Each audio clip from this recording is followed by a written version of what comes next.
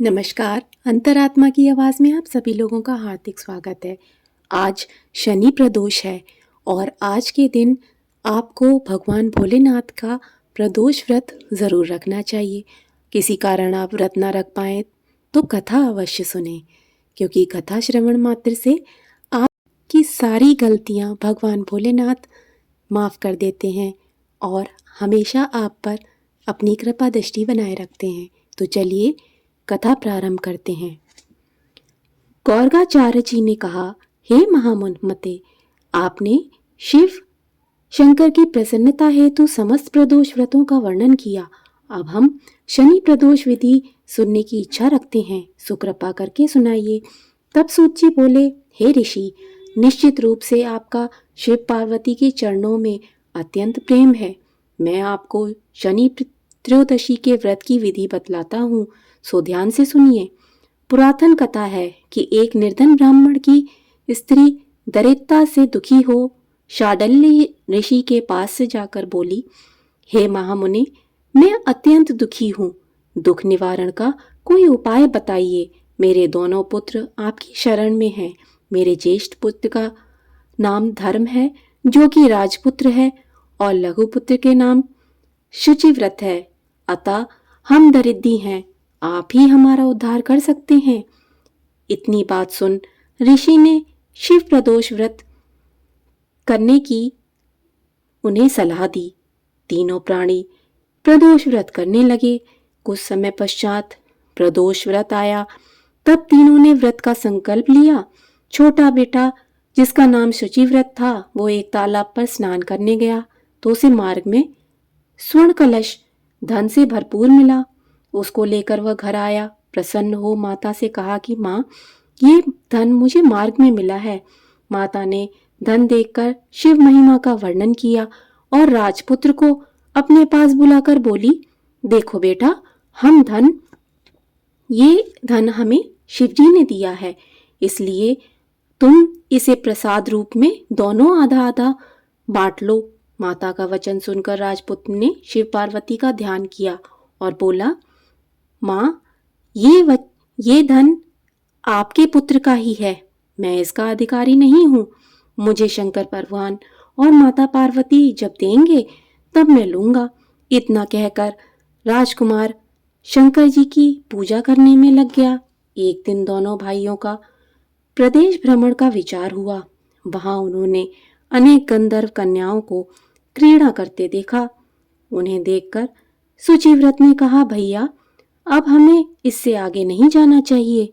इतना कह शुचिव्रत उसी स्थान पर बैठ गया, परंतु राजपुत्र अकेला ही स्त्रियों के बीच में जा पहुंचा। वहां एक स्त्री अत्यंत सुंदर थी, जो राजकुमार को देखकर मोहित हो गई और राजकुमार भी उसके ऊपर मोहित था।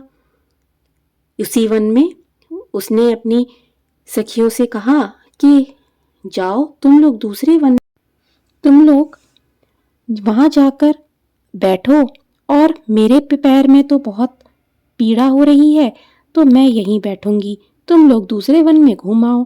ये सुन सब सखियां दूसरे वन में चली गईं। वह अकेली सुंदर राजकुमार की ओर देखती रही। उधर राजकुमार भी कामुक दृष्टि से उसे निहारने लगा। युवती बोली, आप कहाँ रहते हैं? वन में कैसे पधारे? किस राजा के पुत्र हैं? क्या नाम है? राजकुमार बोला, मैं विदर्भ नरेश का पुत्र हूँ। आप अपना परिचय दें। युवती बोली, मैं विक्त नामक गंधर्व की पुत्री हूँ। मेरा नाम अंशुमती है। मैंने अपनी मनस्थिति को जान लिया है और आप मुझ पर मोहित हैं। विधाता ने हमारा संयोग मिलाया है। युवती ने मोतियों का हार राजकुमार के गले में डाल दिया। राजकुमार हार स्वीकार करते ही बोला, हे भद्रे, मैंने आपका प्रेम उपहार स्वीकार कर लिया है, परंतु मैं निर्धन हूँ। राजकुमार के इन वचनों को सुनकर गंधर्व कन्या बोली कि मैं जैसा कह रही हूँ वैसा ही करूँगी, अब आप अपने घर जाएं। इतना कहकर गंधर्व कन्याएं सखियों से जा मिली।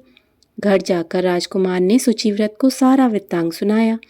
तब तीसरी दिन जब राजकुमार शुचिव्रत को लेकर उसी वन में पहुंचा वहीं गंधर्वराज अपनी कन्या को लेकर आ पहुंचा। उन दोनों राजकुमारों को देखकर आसन देके कहने लगा, मैं कैलाश गया था, वहां शंकर जी ने मुझसे कहा कि धर्मगुप्त नाम का राजपुत्र है जो इस समय राजविहीन निर्धन है, मेरा परम भक्त है। हे गंधर्वराज, तुम उसकी सहायता करो। मैं महादेव जी की आज्ञा से इस कन्या को आपके पास लाया हूँ। आप इसका निर्वाह करें, मैं आपकी सहायता कर आपको राजगद्दी पर बैठा दूंगा। इस प्रकार गंधर्वराज ने राजकन्या का विधिवत विवाह कर दिया। विशेष धन और सुंदर गंधर्व कन्या को पाकर राजपुत्र अति प्रसन्न हुआ। भगवत कृपा से वह अपने शत्रुओं का दमन करके राज्य का सुख भी भोगने लगा। तो देखा आपने कि भगवान भोलेनाथ कितने दयालु हैं और इस प्रदोष व्रत की महिमा कितनी अधिक है। जब भी कोई भी भक्त सच्चे दिल से प्रदोष व्रत करता है तो उसकी मनोकामना भगवान भोलेनाथ अवश्य पूरा करते हैं। हर हर महादेव।